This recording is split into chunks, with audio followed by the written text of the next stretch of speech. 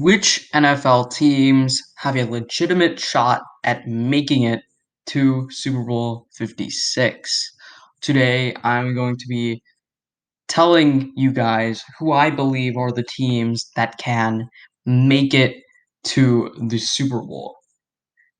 Make sure to subscribe to the channel and like this video for more. There will be more content on this channel in the very near future, so make sure to stay tuned and turn on notifications.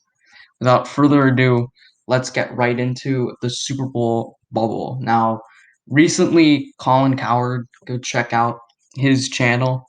I'm sure you guys know who he is.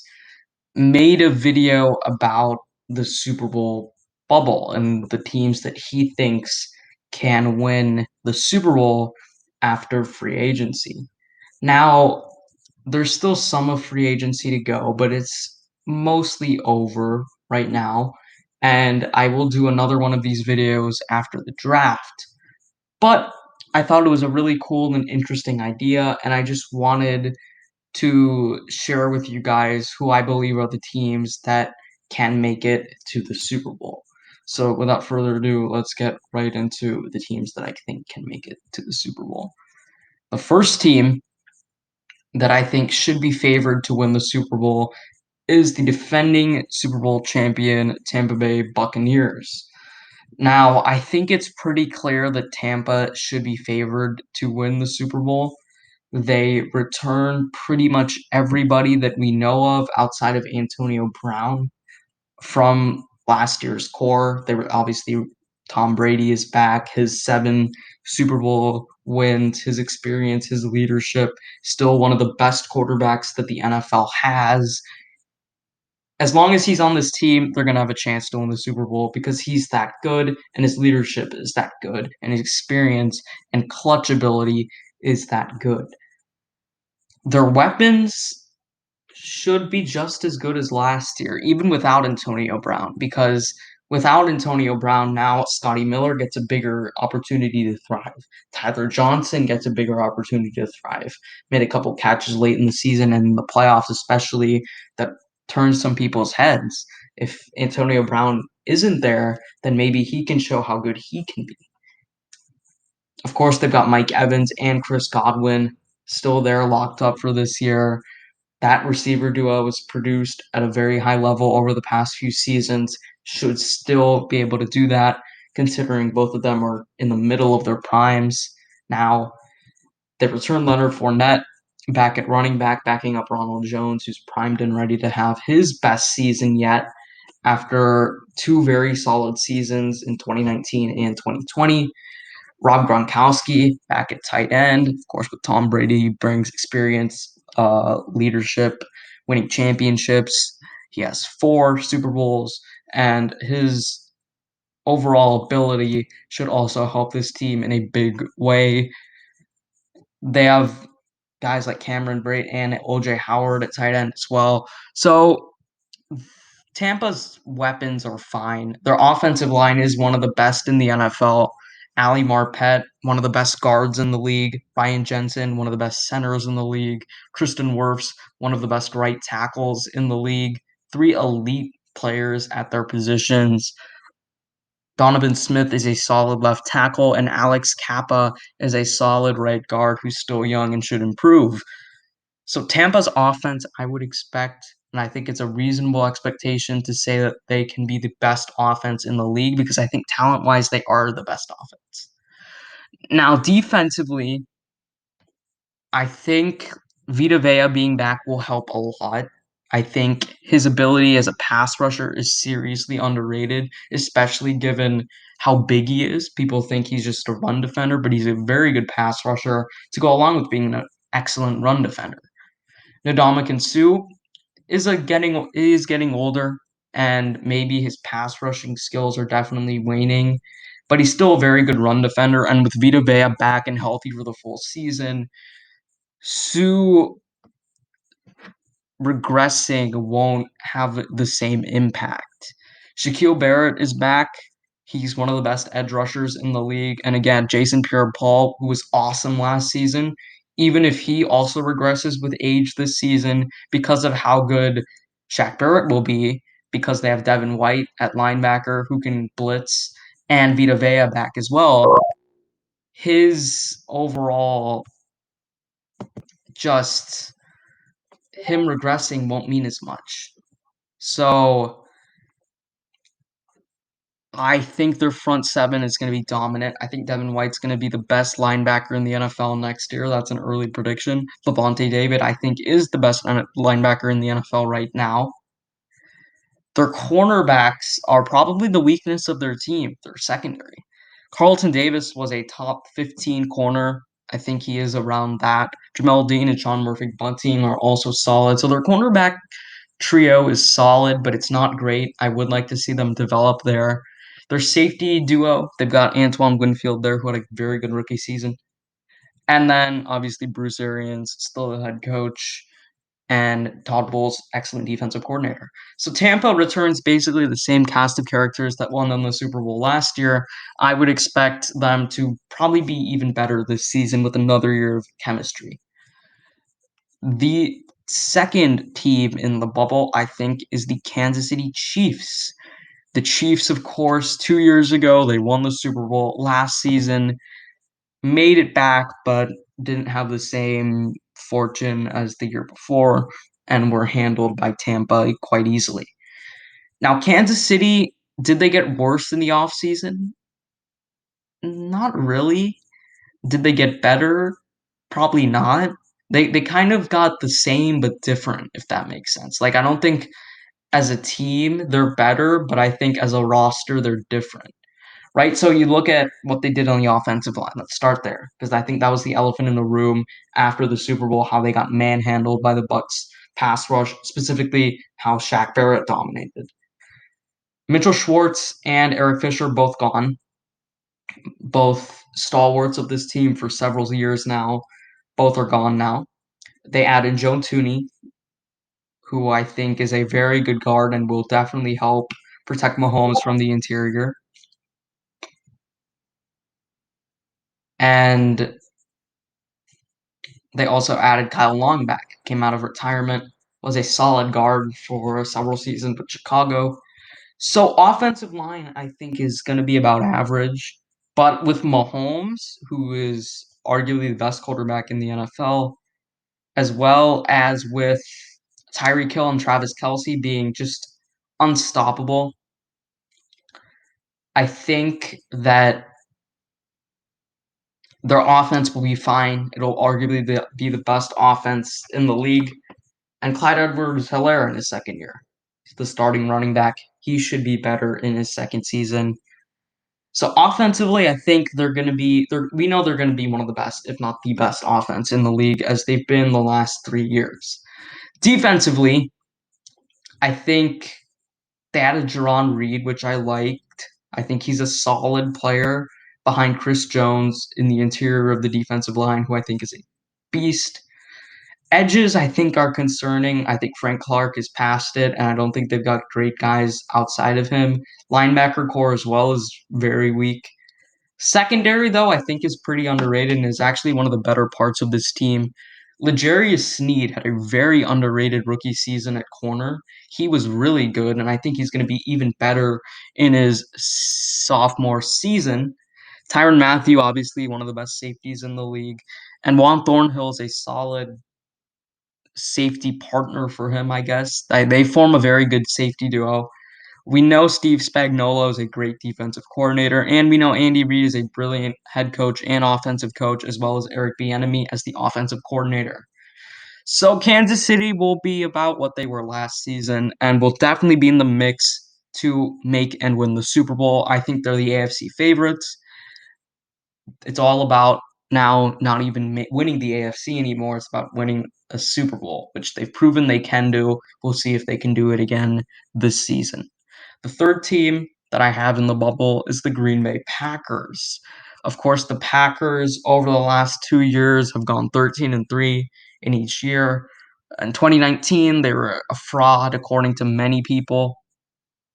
And last year, a lot of people were low on them, but they came out and they proved everybody wrong by winning 13 games again, looking much more convincing. Aaron Rodgers in MVP form.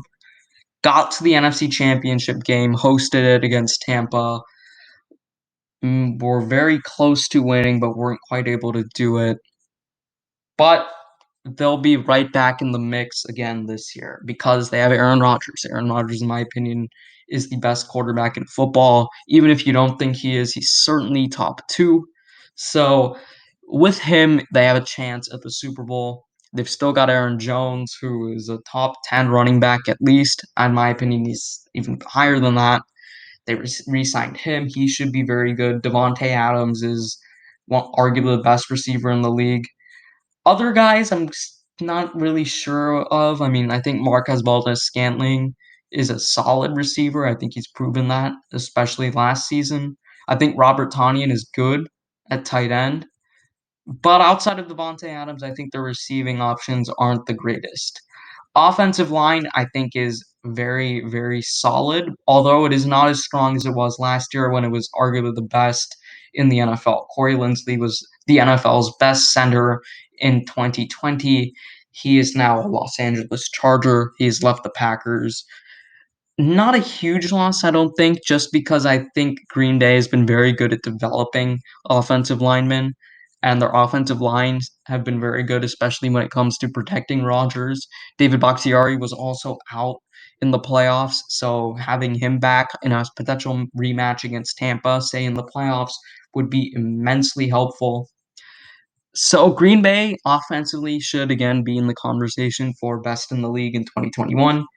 Defensively, they've still got the Smith brothers, who were not nearly as productive in 2020 as they were in 2019. But Za'Darius Smith is still one of the better edge players in the league. It depends on how good Preston Smith is, in my opinion. If he's closer to 2019 form, where he's really good, or 2020, where he's very, very, very inconsistent to not even that good, for how good that edge duo plays.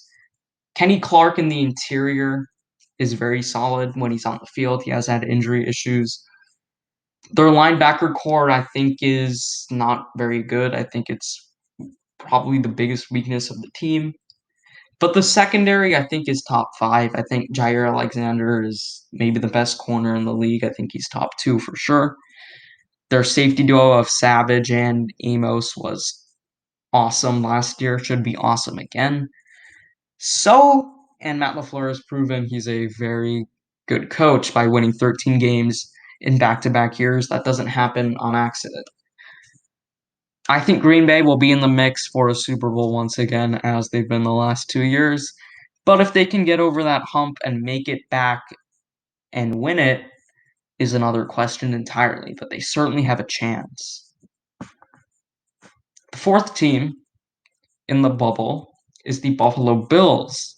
Now, the Bills are a team that I think maybe doesn't have the talent that the other three teams do, but and that's why they're not quite as close. As you can see, the Chiefs with Green Bay are pretty close to Tampa. Buffalo's a little further out.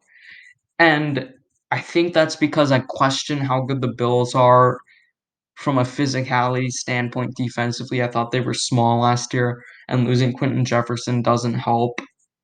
I thought that they struggled to run the ball a lot last season, and a lot was put on Josh Allen's shoulders. But they have Josh Allen, which is extremely helpful. Josh Allen, one of the best quarterbacks in the NFL, one of the most physically talented quarterbacks for a while now. Stephon Diggs as well at receiver was awesome last season, led the league in receptions and yards in 2020. They did lose John Brown, but they replaced him with Emmanuel Sanders, who I think if it's a decline, it's a slight decline. Cole Beasley as well is back.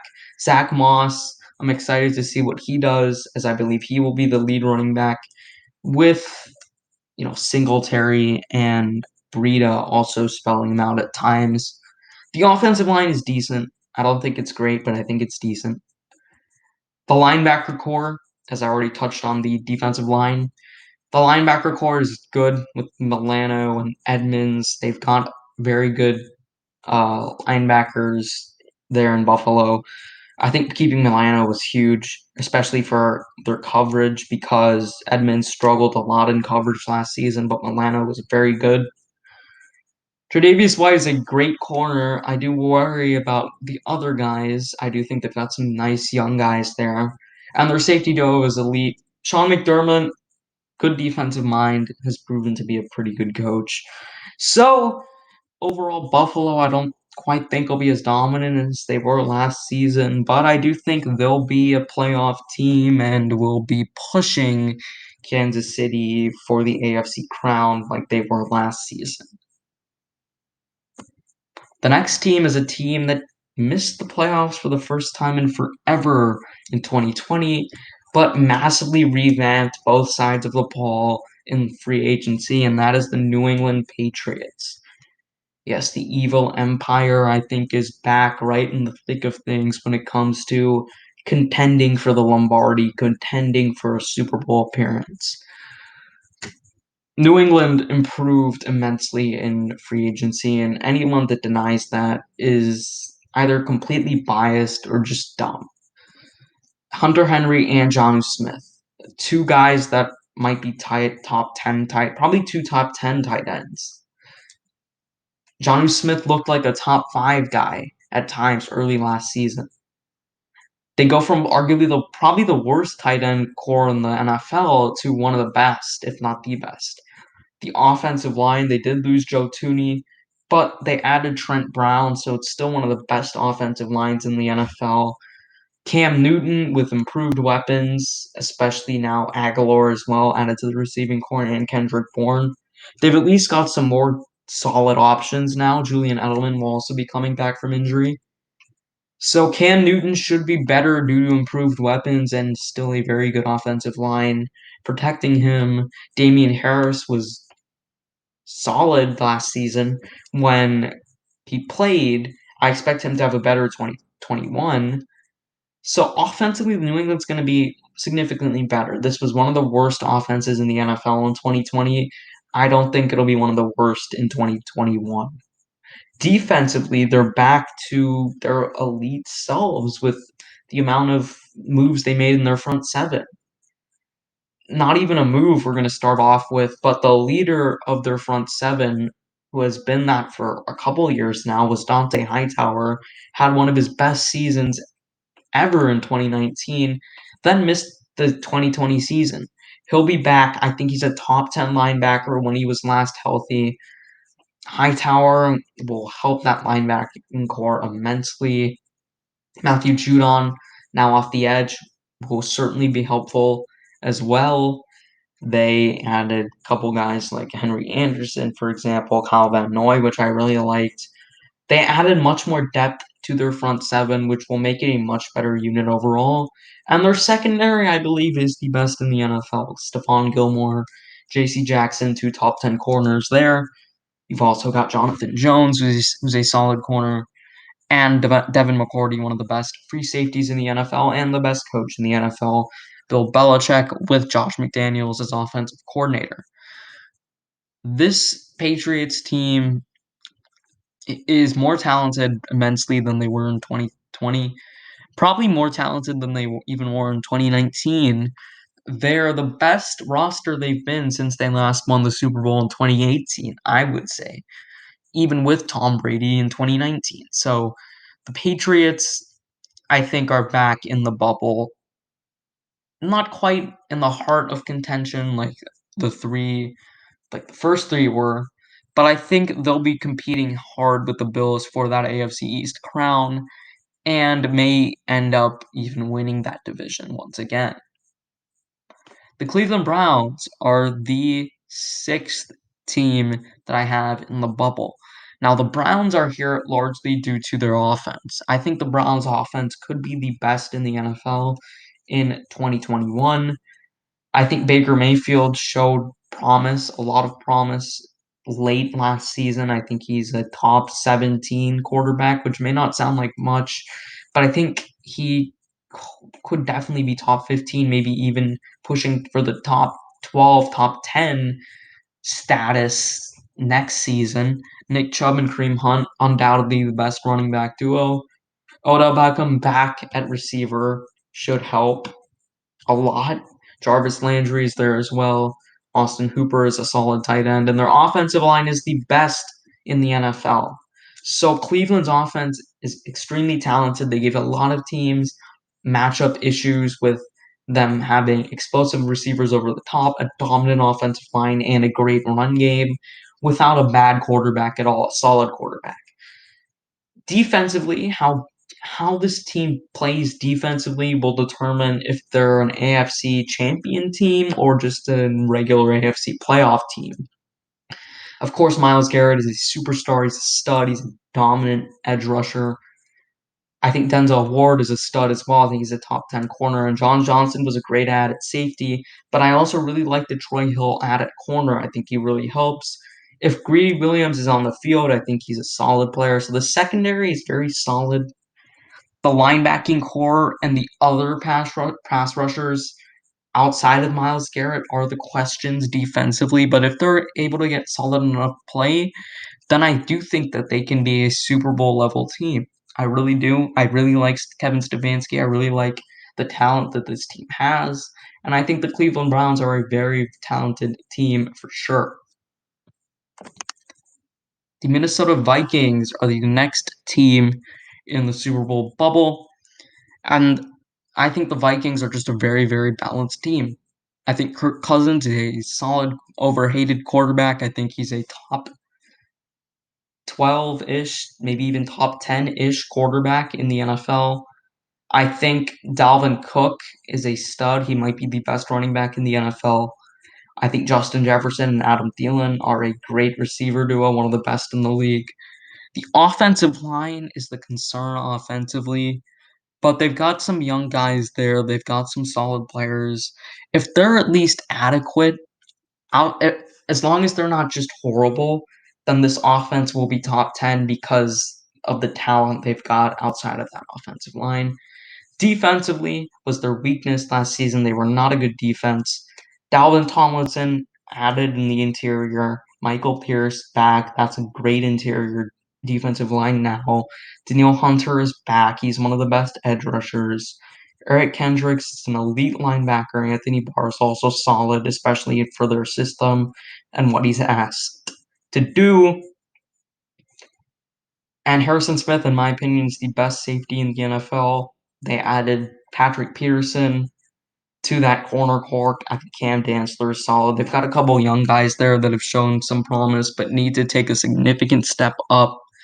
If they're able to get good enough play from their cornerbacks and their offensive line, then I do think this team can contend to make the Super Bowl. And I do think that they're the third best team in the NFC, and I think they're closer to the Packers and even maybe the Bucks than I think some people would like to say. I think the Vikings are one of the best bets this season to do very well, and that is because of how talented they are and how balanced they are as a team.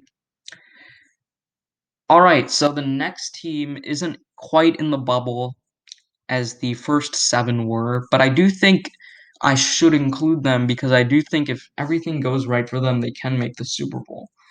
I think the Washington football team's front seven is going to dominate this year. Montez Sweat, Chase Young, Matthew Ioannidis, Deron Payne, Jonathan Allen. Five awesome players on that defensive line, edge, and interior that should be great in 2021, that were great in 2020. Matthew Ioannidis, I think, is one of the best interior defensive linemen in the NFL.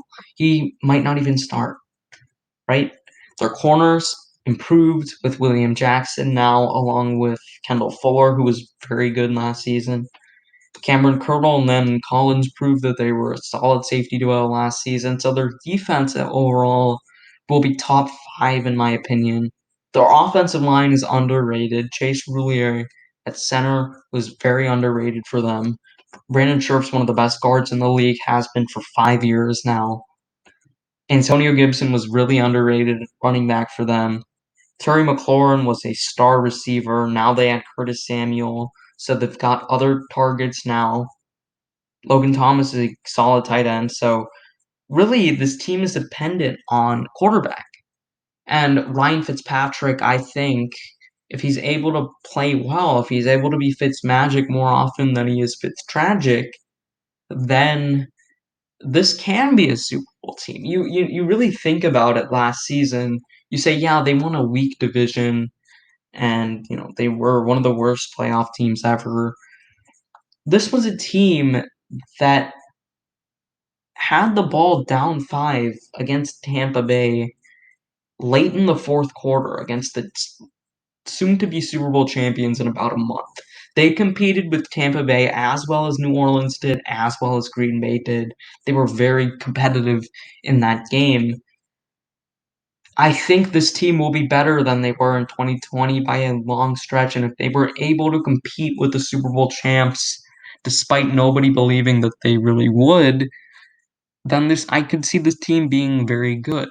Now, if Fitz tragic more than he's Fitzmagic, then this team might struggle to even win their division like they did in 2020 due to Dak being back. Dallas probably going to be better, and the Giants improved. But I think Washington belongs at least to be mentioned in sort of just the outside looking in of the Super Bowl bubble. The next team is the San Francisco 49ers. The 49ers, in my opinion, are the most talented team in the NFC West. I think last season they were snake bit by injuries. They entered the year with Super Bowl expectations, but because of, again, getting snake bit by injuries, they weren't able to meet those expectations that they had set. But you think back 2 years ago in 2019, this was not only a good team, but a dominant team last in 2019. So you add Nick Bosa back. D Ford is getting older, but he's still a solid player. Kinlaw should be better in his second season. Armstead is a solid player, even though I do think he's a bit overrated. Their defensive line is going to be good. Their linebacker core, I mean, Fred Warner is a superstar. He alone makes that linebacker core good. Jason Verrett is back. Their cornerbacks are pretty solid. We don't know if Richard Sherman will be back or not. I would say no, but you can never say never. Safety duo is solid. Defense overall, it's going to be one of the best in the NFL, even without Robert Saleh. And offensively, Raheem Mostert's a solid running back. I think he proved it in 2020. Brandon Ayuk and Deebo Samuel, I'm ecstatic to see that receiver do a play in 2021. I think when Ayuk played in 2020, he was a beast. I think Samuel's a very good player. George Kittle, when healthy, when I last saw him fully healthy in 2019, was the best tight end in the NFL. If he can get back to that or not, we will see, but I have confidence that he will. They add Alex Mack to that offensive line at center, who's still a good center and a very good leader. Trent Williams back, Laken Tomlinson solid, Mike McGlinchey with more confidence, and Kittle back, Mack in there should play better. It really comes down to the quarterback, whether that's Jimmy or a rookie. If they're not very good, then this team isn't going to be in contention. If they are good, then this team will be right in the thick of things. Because roster-wise, I think they can match up with Tampa. I think they can match up with Green Bay. I don't think roster-wise they have clear disadvantages to either of those teams. And Kyle Shanahan's an elite offensive coach. So it really depends on the quarterback for this team. But if Jimmy or that rookie, whoever it'll be at 3, whether it's, I'd assume, one of Fields, Lance, or maybe Mac Jones. However, one of those guys or Jimmy performs depends on if this team is at all a contender or not. In the same division as the 49ers and kind of the same position, I have the Seahawks for different reasons. Of course, there was the drama early in the offseason of Russell Wilson wanting out. That's calmed down over the past couple of weeks, and Russell Wilson will be staying as a Seahawk for 2021. I'm 90% sure about that. And I think roster wise, Russell Wilson should be pretty happy because I think they improved. I do think they improved. Kerry Hyder was a good ad. You weaken the Niners, you strengthen yourself as an edge, as well as keeping Dunlap. So Hyder and Dunlap, I think, is a solid edge duo. Losing Jaron Reed will hurt, but Bobby Wagner still makes that linebacker core solid. Their safeties with Adams and Diggs are good. Corners are the concern. No Shaq Griffin, no Quinton Dunbar. That's the weakness of that defense. But with improved areas at edge, they should be able to get more pressure. So I think getting more pressure will make up for a worse overall secondary. Now, offensively, Russell Wilson, you're going to get a top 7 quarterback, maybe top 5, maybe even top 3. Chris Carson, solid running back when he's healthy. DK Metcalf, top 10 receiver already, maybe even top 5 this season, potentially. Tyler Lockett, very good number 2. Offensive line, I think, is solid. I don't think it's as bad as it once was. I don't think it's good, but I think it's decent. And Pete Carroll, say what you want about him, he has won games consistently in this league. So Seattle, I think, it's been hard for them to get back to the Super Bowl ever since that Marshawn Lynch not handing him the ball and the Malcolm Butler interception at the one in Super Bowl 49. It's hard to believe that it's been 6 years since then, over 6 years now. So Seattle hasn't really been able to get back to even in the NFC Championship game since then. But they'll have a chance this year. They've revamped their team. I think it's a solid roster once again. And with Russell Wilson and Pete Carroll, I can at least count on this team to be good. And the final team that is on this picture, that is on the outside of the bubble, is the LA Rams. Now, I'm sure a lot of people would put the LA Rams right where the Minnesota Vikings are. I do not have the Rams in there because I think there are bigger concerns than people want to let on. When you add in Matt Stafford, you have to account for Matt Stafford making almost every receiver he plays with a deep threat. Now, for some, that helps for primarily deep threat guys. But for others like Cooper Kupp, how is that going to really work? Cam Akers should be better. They've got a good receiving core. Tyler Higbee's a good tight end. Offensive line, tackles are pretty good, but Andrew Whitworth is getting older. How good is he going to be? Rob Havenstein's been a solid player, but somewhat inconsistent. And their interior offensive line, I don't think, is that good. So I do think their offensive line has some questions. Losing Michael Brockers hurts. Their linebacker core is not good. They lost John Johnson and Troy Hill, which will hurt the secondary, and Brandon Staley will hurt that defense. But Aaron Donald and Jalen Ramsey are two of the maybe 5 best players in the NFL. They're the 2 best defensive players in the NFL. You do upgrade at quarterback, and I think it's, even if I don't even know if I'm going to put this team in the playoffs, I think that there is a scenario where they can be a Super Bowl team. I do think that if Stafford is able to develop quick chemistry in McVay's system, their offensive line is able to play well like they did in 2020. Cam Akers is able to improve. And defensively, Staley, that loss doesn't hurt them too much, and they're still a good defense, if not very good. Maybe not the best like they were in 2020, but very good. Then I think that they can contend to make a Super Bowl appearance, but I'm not sure if I will be picking them to do quite that. But I do definitely think there's a chance of that happening. So that is my Super Bowl bubble. I believe the Bucks are the favorites, the Chiefs and Packers right outside of that. I think the Bills, Patriots, Browns, and Vikings are right outside of that. And then outside of the bubble, but still I think worth including in here, was Washington, the 49ers, the Seahawks, and the Rams. The 3 NFC West teams I think are pretty even. I'm really interested in seeing how that division pans out in 2021. Now, the teams that just missed the cut, the teams that I considered putting on this, but ultimately didn't think so. The New Orleans Saints, I considered but ultimately, I just can't see Jameis Winston winning several playoff games. I think they got worse depth-wise, which is been one of the best parts of their roster, how deep they've been. They have had playoff woes over the last 4 years. You know, I don't really trust them to be a Super Bowl team.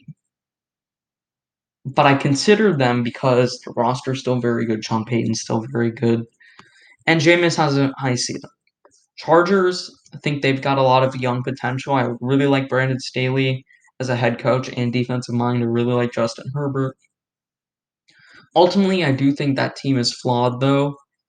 And I'd also think it's a lot to ask for, still, Herbert has no playoff experience.